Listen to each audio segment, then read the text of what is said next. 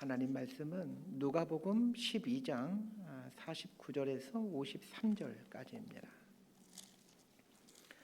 누가복음 12장 49절에서 53절까지 말씀 번갈아 가며 읽습니다. 제가 먼저 읽겠습니다. 내가 불을 땅에 던지러 왔노니 이 불이 이미 붙었으면 내가 무엇을 원하리요? 나는 받을 세례가 있으니 그것이 이루어지기까지 나의 답답함이 어떠하겠느냐? 내가 세상에 화평을 주려고 온 줄로 아느냐? 내가 너희에게 이르노니 아니라 도리어 분쟁하게 하려 함이로라. 이후부터 한 집에 5사람이 있어 분쟁하되 셋이 둘과 둘이 셋과 하느니 53절 함께 읽습니다. 아버지가 아들과 아들이 아버지와 어머니가 딸과 딸이 어머니와 시어머니가 며느리와 며느리가 시어머니와 분쟁하리라 하시니라. 아멘. 기도하고 말씀 선포합니다.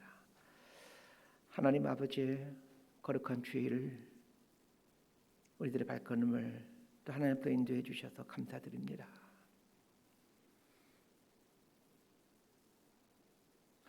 진리의 말씀이신 하나님 앞에 서서 우리의 생각과 우리의 걸어가는 발걸음들이 얼마나 거룩된 발걸음들인지를 깨닫게 하여 주시고, 오로지 진리 되신 하나님 말씀만이 우리의 삶의 길의 빛이요 또 우리 삶의 안내자 되어 주심을 믿으며 오늘 이 시간도 말씀 앞에 온전히 나를 세워놓게 되기를 원합니다. 이 한 주간도 말씀에 순종하며 말씀을 이루어가는 이 한 주간이 될 수 있도록 인도하여 주옵소서. 예수님 이름으로 기도드리옵나이다. 아멘. 홍익대학에서 건축학을 가르치는 유현준 교수라는 분이 계십니다. 유튜브도 운영하시는데 구독자만 한 120만 명이 넘는 아주 스타 건축학자이십니다. 외모가 참 선하게 생기셨는데 아주 신실한 크리스찬이기도 하십니다. 이분이 그 도시 건축의 전문가이신데 도시와 관련해서 기고한 칼럼을 읽어드리겠습니다. 도시 설계를 하면 두 종류의 사람을 만난다. 도시를 평면적으로 보는 사람과 입체적으로 보는 사람이다. 평면적으로 보는 사람은 세상을 토지 이용 계획도로 본다. 종이 위에 지도를 펼쳐놓고 블록을 그린 다음 상업지구는 빨간색으로 칠하고 주거지구는 노란색으로 칠한다. 그 둘은 나뉘어 있다. 우리나라 대부분 도시개발의 모습이다. 그렇게 해서 만들어진 풍경은 역세권에는 10층짜리 빌딩에 빼곡히 간판이 들어서 있고 도시 다른 곳에는 아파트 단지가 있는 모습이다. 이런 도시 설계를 하는 사람은 도시를 2차원 평면으로 보는 사람들이다. 반면 파리나 뉴욕 같은 도시는 1층은 상업, 2층 이상은 주거나 오피스로 구성된 주상복합의 형태를 띠고 있다. 이곳에서는 1층 가로를 따라 거리가 형성된다. 이런 도시 설계를 하는 사람은 도시를 3차원 입체로 바라보는 사람들이다. 각각의 방식은 장단점을 가진다. 상업을 한 곳에 밀집시키면 주거지는 조용해질 수 있다. 하지만 두 지역을 왕복하는 교통량이 늘어난다. 1층에 상업을 배치한 도시는 보행 친화적인 도시가 될 수 있다. 반면 가게 바로 윗집은 소음에 시달릴 수 있다. 결국 복잡한 인간 사회를 담아내야 하는 도시는 이 둘을 적절하게 사용해야 한다. 도시를 더 확대해 보면 빌딩 크기 스케일에서의 문제도 찾을 수 있다. 주차를 위해서 건물 1층에 필로티 주차장을 만들면 거리 풍경을 해친다. 대형 쇼핑몰 같은 건물을 배치하면 거리에 가게 입구가 사라지고 1층 인면이 막혀 있어 건물 안에 사람이 보이지 않게 된다. 그런 건물은 사람들로 하여금 걷고 싶지 않게 만든다. 건물 수준으로 확대해서 세밀하게 살펴보면 가게 입구, 주차장 위치, 1층의 투명성 등이 도시 환경에 많은 영향을 주는 것을 알 수 있다. 좋은 도시를 만들려면 입체적으로 생각해야 하고 좀 더 해상도가 높은 이미지로 도시를 바라봐야 한다. 다른 세상사도 마찬가지이다. 건축의 문외한인 제가 유현준 교수의 글을 인용한 것은 맨 마지막에 나오는 문장을 인용하고 싶었기 때문입니다. 좋은 도시를 만들려면 입체적으로 생각해야 하고 좀 더 해상도가 높은 이미지로 도시를 바라봐야 한다. 다른 세상사들도 마찬가지이다. 저는 기독교 신앙을 가르치는 목사입니다.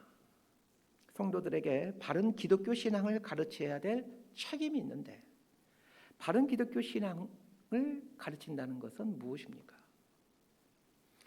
이 질문에 대한 답을 위에서 인용한 유현준 교수의 칼럼 마지막 문장에서 찾아보려고 합니다.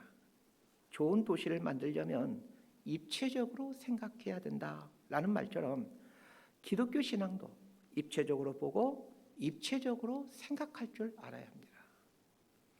그래야 편협적이지 않는 날 것으로서의 기독교에 근접해 갈 수 있게 됩니다. 오늘 본문은 상당히 당황스럽습니다. 예수님께서 이 땅에 오신 이유를 설명하시면서 두 가지를 말씀하십니다.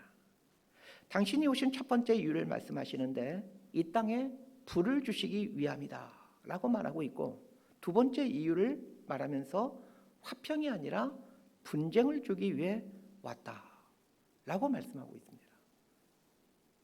여기서 말하는 불이란 심판을 말합니다. 우리는 예수님이 이 땅에 오신 이유가 우리에게 구원을 주시기 위해서 왔다라고 알고 있는데, 정작 예수님 당신은 불, 즉 심판을 하기 위해서 오셨다라고 말씀하고 있습니다. 또한 우리는 예수님이 이 땅에 평화를 주시기 위해 평화의 왕으로 오셨다라고 믿고 있는데, 정작 예수님은 화평을 주기 위해 온 것이 아니라 분쟁을 주기 위해 왔다라고 말씀하고 있습니다.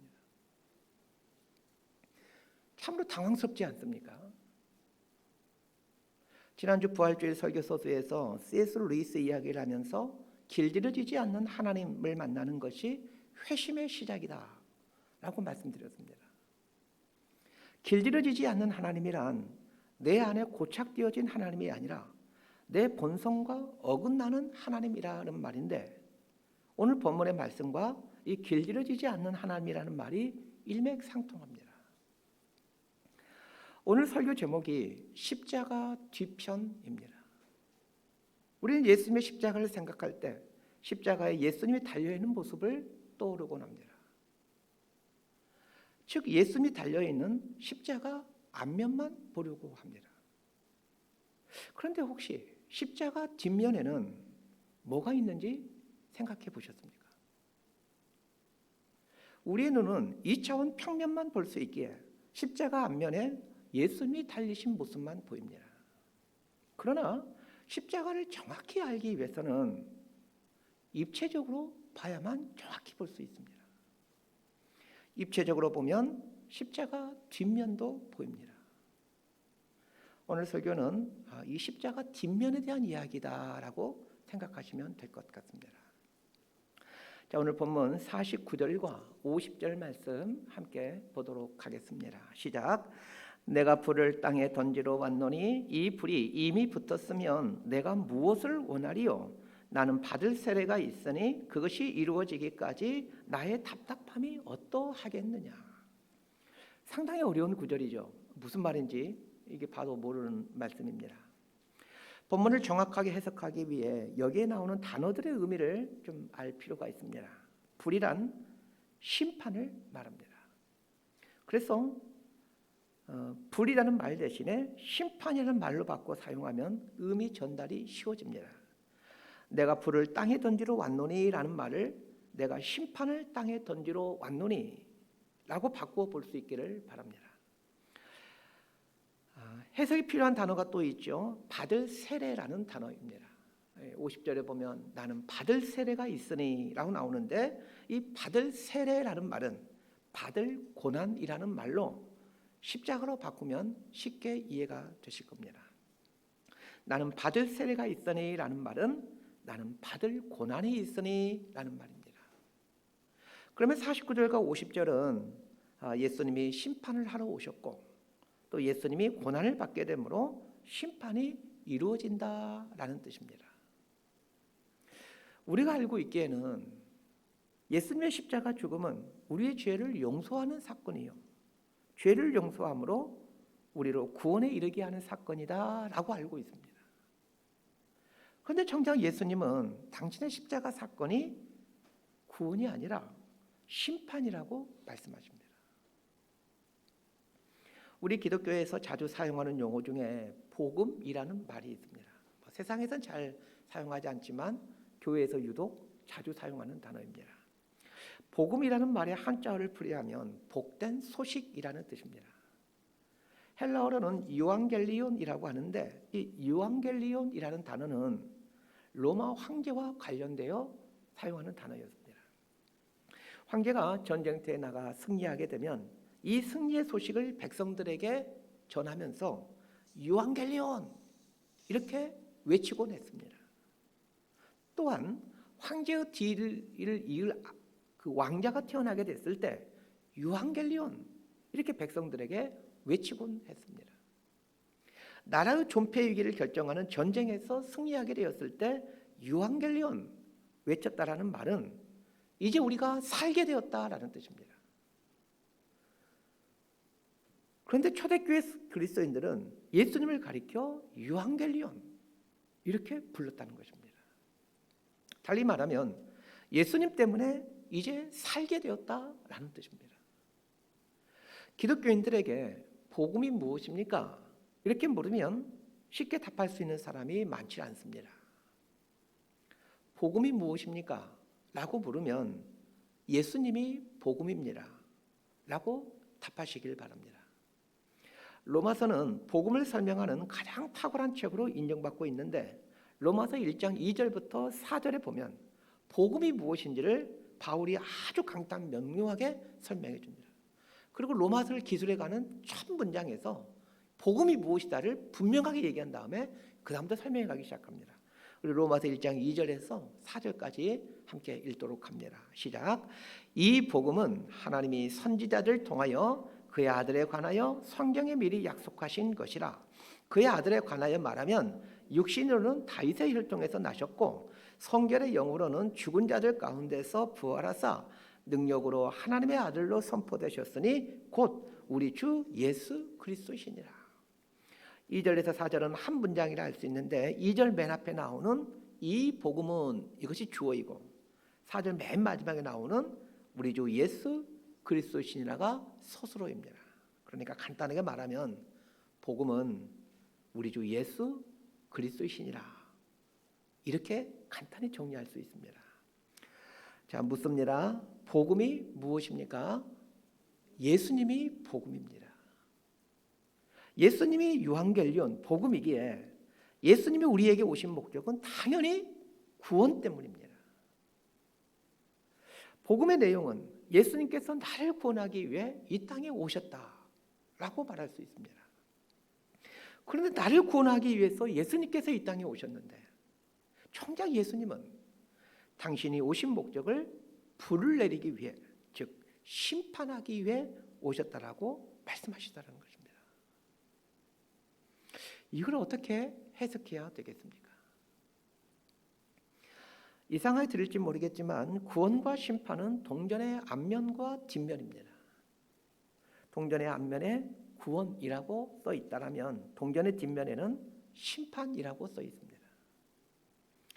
이 부분이 쉽게 이해가 되지 않을 겁니다. 설교 준비하다가 하나님께 기도했습니다. 하나님, 이 부분을 아주 중요한 부분인데 성도들에게 이해하기 쉽게 설명하고 싶은데 적절한 예화나 이야기를 생각나게 해주십시오. 그러다 조금 지나서 떠오르게 된 이야기가 노아의 방주입니다. 자, 노아의 방주를 한번 생각해 봅시다. 노아와 노아의 아들들이 8명이죠. 그 가족들이 120년에 걸쳐서 방주를 만듭니다. 방주가 지어지기 전까지는 방주가 노아의 식구들을 구원할 수가 없었습니다. 방주가 완성되자 방주 안으로 들어간 노아의 식구들이 구원받게 됩니다. 반대편에 있는 사람들을 생각해 봅시다. 방주가 완성되자 노아의 식구들을 제외한 다른 사람들에게는 심판이 시작되었습니다. 방주가 완성되기 전까지는 사람들에게 심판이 일어나지 않았습니다. 그런 면에서 노아의 방주는 누군가에게는 구원이었지만 누군가에게는 심판이었습니다. 그런데 예수님의 십자가가 이렇다라는 것입니다. 오늘 본문의 49절은 심판을 말하고 있고 50절은 십자가를 말하고 있습니다. 예수님은 십자가를 말씀하시면서 심판을 주러 왔다라고 말하고 있습니다. 노아의 방주가 지어지기 전까지는 모든 사람들에게 구원의 가능성이 열려 있었고 동시에 모든 사람들에게 심판의 가능성이 열려 있었습니다. 그러나 방주가 다 지어지는 순간에 구원과 심판이 현재 진행형으로 작동됩니다. 방주가 지어지기 전까지는 구원과 심판이 미래의 사건이었지만 방주가 지어지자 구원과 심판은 현재 진행형이 됩니다. 똑같습니다. 예수님이 이 땅에 오시기 전까지는 모든 사람들에게 구원과 심판은 미래의 사건이었지만 예수님이 오심으로 구원과 심판은 현재 진행형으로 바뀌게 됩니다.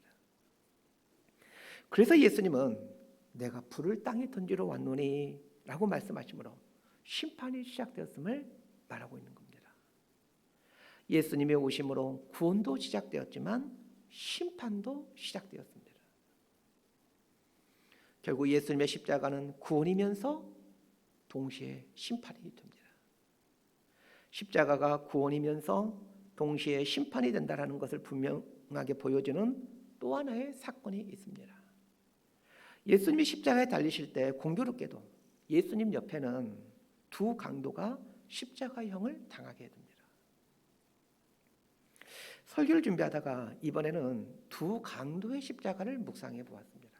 늘 우리는 예수님의 십자가만 묵상하지 양옆에 있는 두 강도의 십자가는 무시해버리곤 합니다. 그러면서 예수님이 십자가에 달리실 때 두 강도가 함께 십자가에 달린 이유가 무엇일까를 곰곰이 생각해 보다가 그 이유를 알게 되었습니다. 우리가 잘 알고 있듯이 십자가 처형은 로마의 사형 방법 중에 하나입니다. 수많은 사형 방법이 있는데 그 중에 가장 끔찍하고 악독한 사형 방법이 십자가 처형이었습니다. 그래서 이 십자가 사형 방법은 가급적이면 사용하지 않는 사형 방법입니다.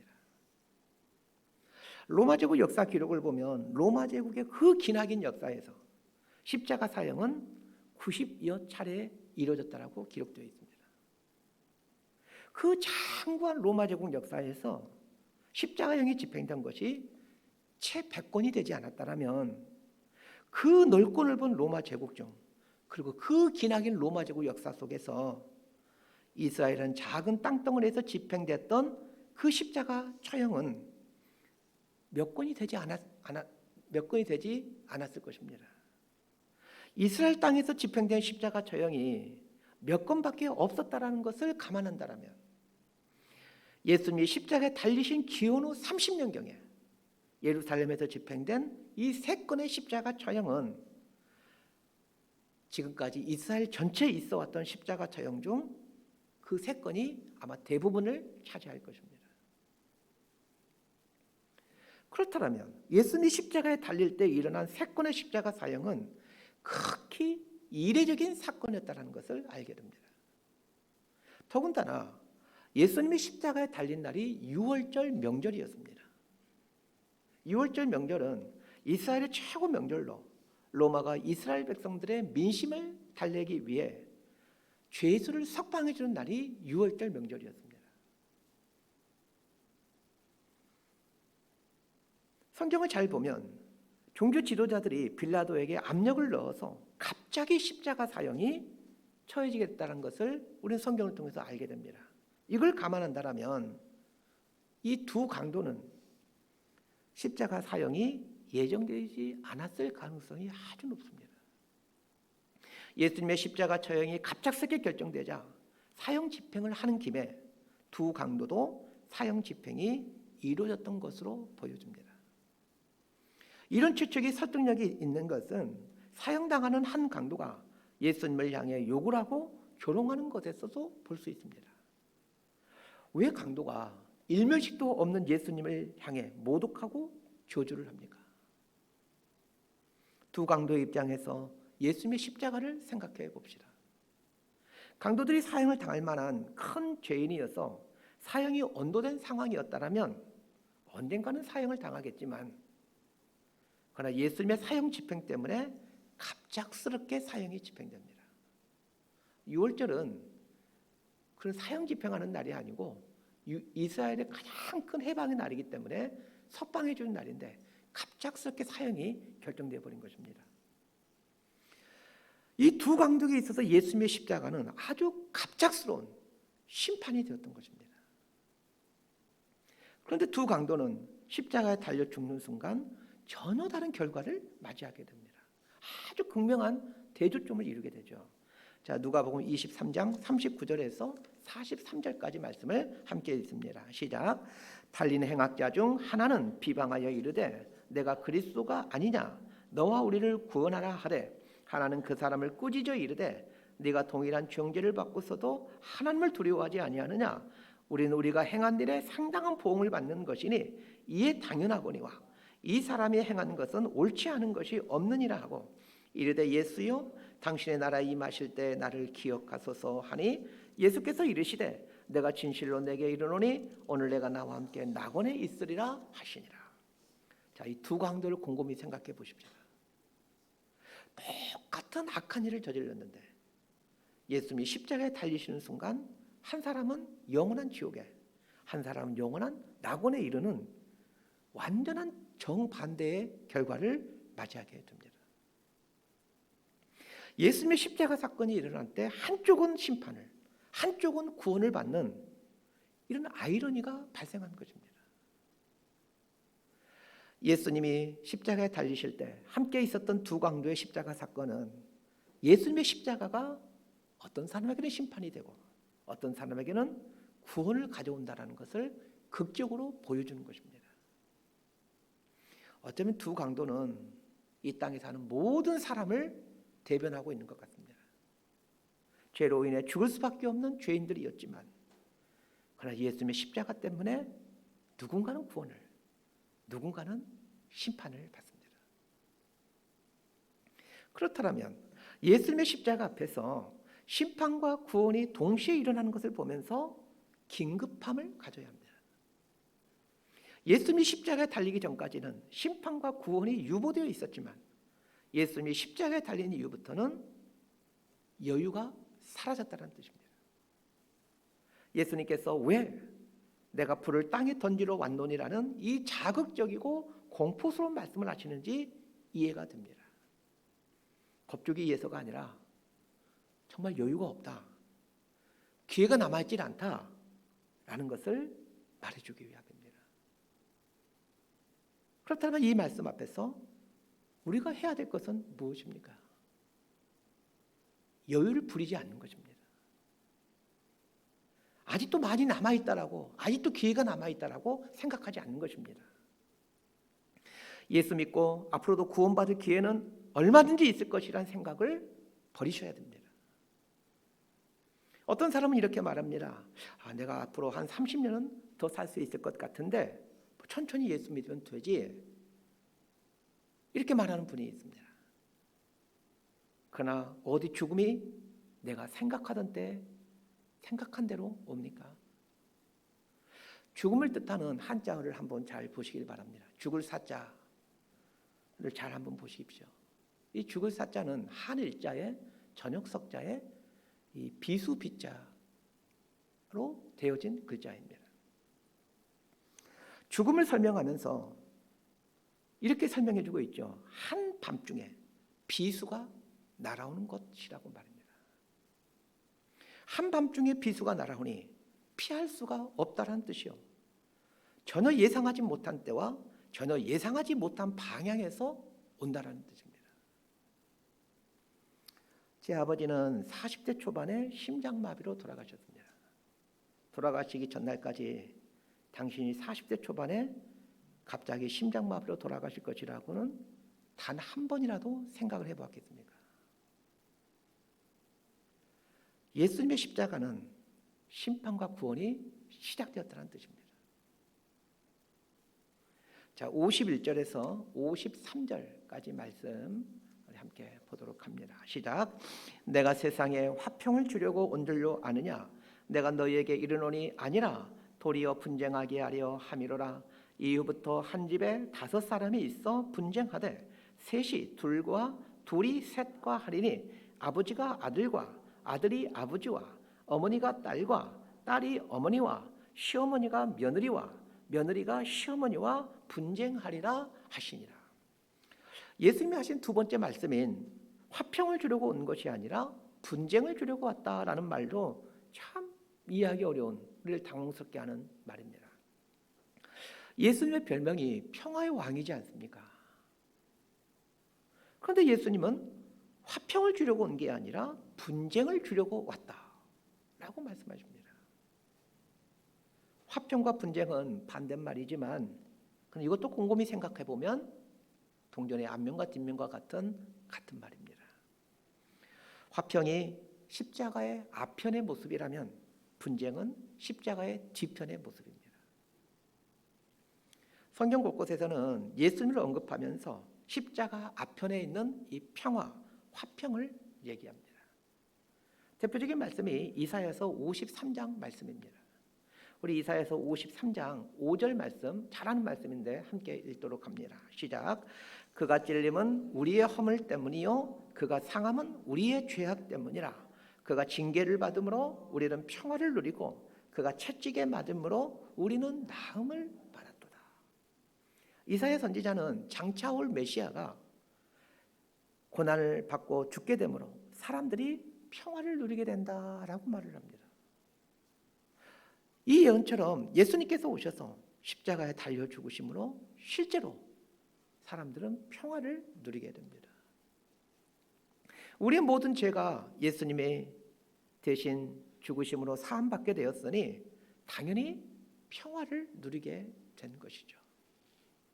그런데 오늘 본문을 보면 예수님은 당신의 십자가 사건을 말씀하시면서 화평을 주러 온 것이 아니라 분쟁을 주려고 왔다라고 말씀하십니다. 그러면서 예수님 때문에 가장 가까운 사람들인 가족들이 분쟁을 하게 된다라고 말씀합니다. 아버지와 아들이 분쟁을 하고 어머니와 딸이 분쟁을 하고 시어머니와 며느리가 분쟁을 한다라고 말씀하십니다. 누구 때문에요? 예수님 때문에요. 정확히 말하면 예수님의 십자가 때문에 가족 간에 분쟁이 생긴다는 것입니다.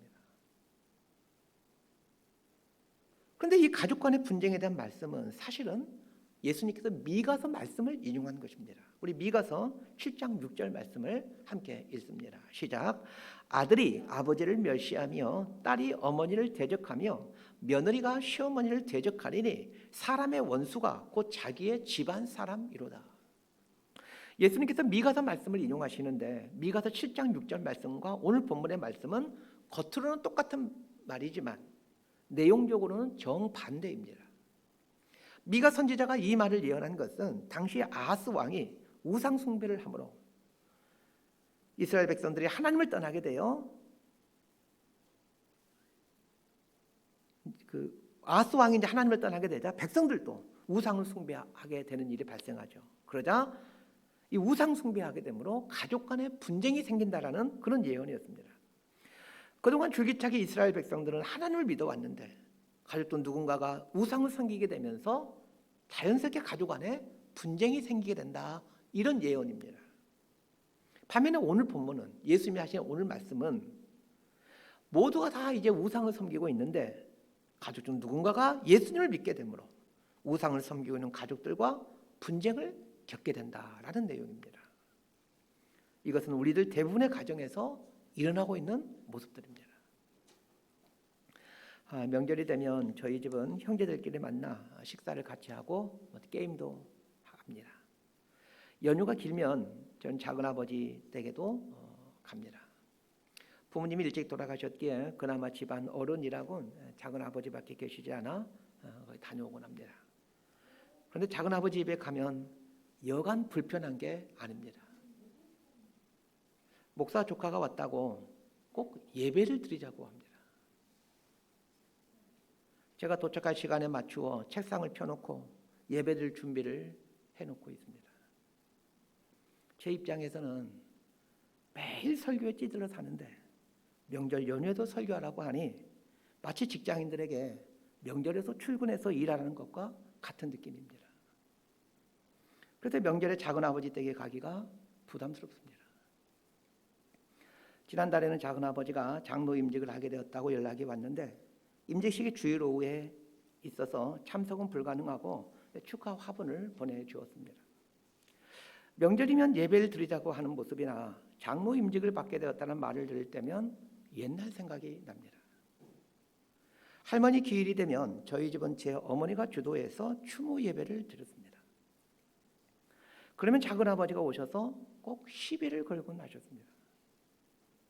제사를 드려야 한다라며 제사상을 차리고 술을 따르질 않나. 아무튼 할머니 추모 예배 드리는 날이면 많이 불편했습니다.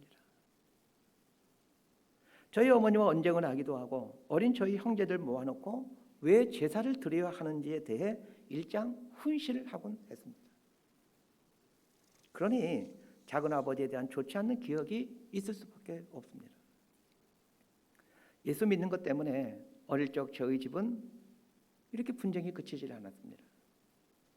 오늘 본문의 말씀인 예수님 때문에 가족 간의 분쟁을 겪게 된다는 이 예수님의 말씀은 정확했습니다. 예수님은 당신의 십자가 때문에 가족 간의 분쟁이 생길 것이라고 말씀하십니다.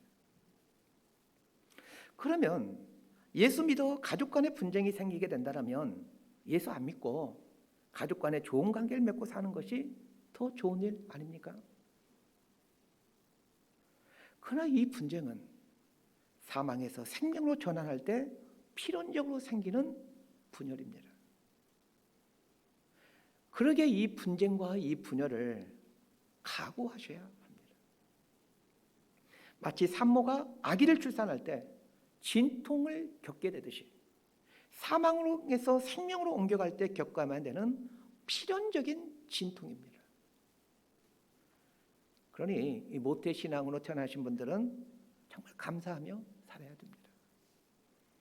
예수를 믿게 됨으로 가족 간의 분쟁이 생긴다라는 예수님의 이 말씀은 예수를 믿는다는 것에 대한 위험성을 알려줍니다.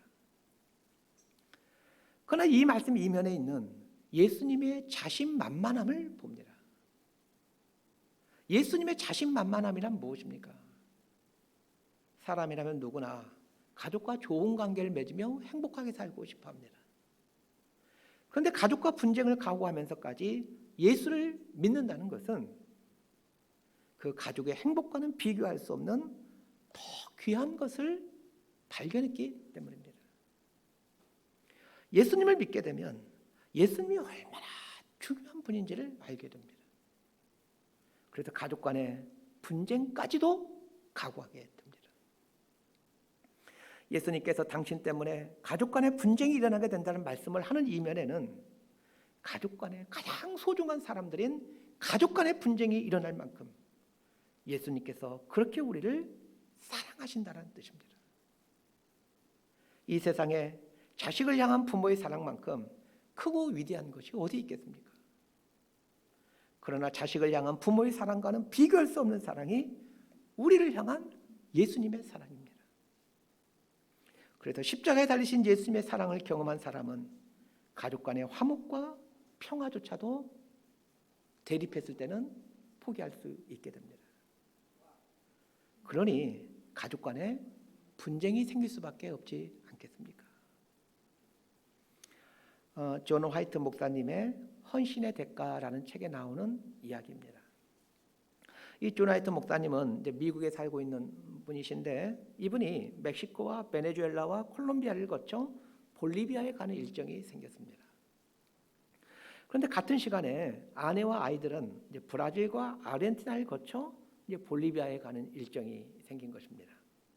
존 화이트 목사님 가족은 이제 각자 여행 스케줄에 따라 여행하다 이제 이 볼리비아에서 함께 만나는 계획을 세웁니다.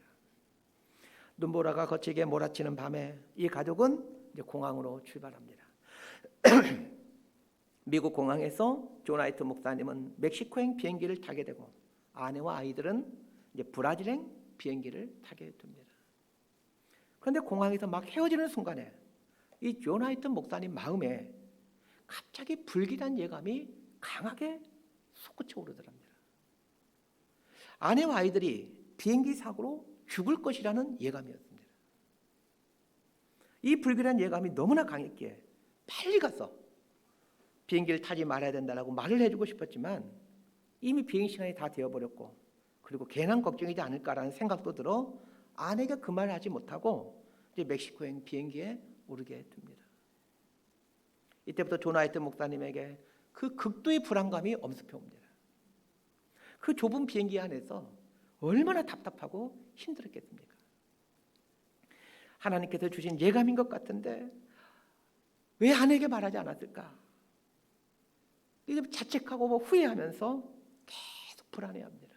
핸드폰이 없던 시절인지라 확인할 수도 없었기에 그 불안감을 갖고 이제 멕시코에 도착합니다. 호텔에 와서 잠자리에 들려고 해도 잠이 오질 않죠. 비행기 사고로 끔찍하게 죽었을 아내와 아이들 모습이 자꾸 떠오릅니다. 이때 존 하이튼 목사님이 하나님께 이제 무릎을 꿇고 기도를 합니다. 그래서 내면에 하나님의 음성이 들리더랍니다. 무슨 일이냐? 너는 나를 신뢰할 수가 없느냐? 이런 음성이 들리더랍니다. 그런데 존 하이튼 목사님은 하나님을 신뢰합니다. 다만 아내와 아이들을 안전하게 만날 수 있게만 해주신다면요. 그런데 긴 침묵이 흐릅니다. 한참이 지난 후에 하나님의 음성이 다시 들려옵니다. 내가 그렇게 약속하지 않는다라면, 네 가족들을 너에게 돌려주지 않는다라면 나를 이제 신뢰하지 않겠다는 것이냐. 하나님 계속해서 말씀하십니다. 너는 그들을 삶에서뿐만 아니라 죽음에서도 내게 맡길 수 없단 말이냐. 하나님의 이 음성 앞에 이 존 하이튼 목사님이 한참을 웁니다. 그런 하나님께 고백합니다. 가족들을 하나님 손에 맡깁니다. 당신께서 사망에서나 생명에서나 가족들을 돌봐주실 것을 압니다. 전인격으로 이 고백을 올려드리자 깊은 평안이 임합니다. 그런 깊은 숙면을 취하게 됩니다. 이 존 하이튼 목사님에게 생겼던 그 불길한 예감대로 아내와 아이들이 탔던 그 비행기는 추락했습니다. 그리고 그 안에 타고 있던 모든 사람들은 전원 사망하게 됩니다. 그런데 이 목사님의 아내도 그 비행기를 타려고 할 때 이 존 하이튼 목사님이 느꼈던 불길한 예감이 강하게 들더랍니다. 그래서 탑승하려다가 비행기를 타질 않았습니다. 그렇게 해서 존 하이튼 목사님의 아내와 아이들이 살게 됩니다. 자, 이 이야기의 메시지가 무엇입니까? 존 하이튼 목사님의 아내와 아이들이 하나님의 은혜로 기적적으로 살아나게 되었다, 이걸 말하는 게 아닙니다. 나에게 베풀어진 하나님의 사랑은 가족 간의 사랑을 뛰어넘는다는 것입니다. 가족이 모두 몰살당하는 일이 생기더라도 나를 향한 하나님의 사랑이 변함없기에 그 하나님의 사랑을 포기할 수 없다는 것이 이 이야기의 핵심입니다. 그렇습니다. 나를 향한 예수님의 사랑은 가족 간의 사랑과는 비교할 수가 없습니다. 그래서 예수님이 자신 있게 말씀하시는 겁니다. 나 때문에 내 십자가의 사랑을 경험한 사람들은 가족들 간의 분쟁까지도 각오하게 될 것이다라고 말합니다. 말씀 정리합니다. 십자가의 뒤편을 봐야 되는 이유가 있습니다. 그는 십자가 앞편에 있는 이 구원을 더 분명하게 그리고 제대로 보기 위함입니다. 십자가 뒤편에 있는 시판을 보게 될 때 십자가 앞편에 있는 구원의 깊이를 알게 됩니다. 십자가 뒤편에 있는 가족 간의 분쟁을 보아야 십자가 앞편에 있는 예수님이 주신 평화의 진짜 가치를 알게 됩니다. 어머니의 사랑을 가장 숭고하다고 말한 이유는 어머니는 죽음에 이르는 산통을 경험했기 때문입니다. 예수님은 십자가의 고통을 참아내십니다. 예수님은 당신이 지게 될 십자가를 세례라고 표현하셨습니다. 세례의 원형은 침례입니다.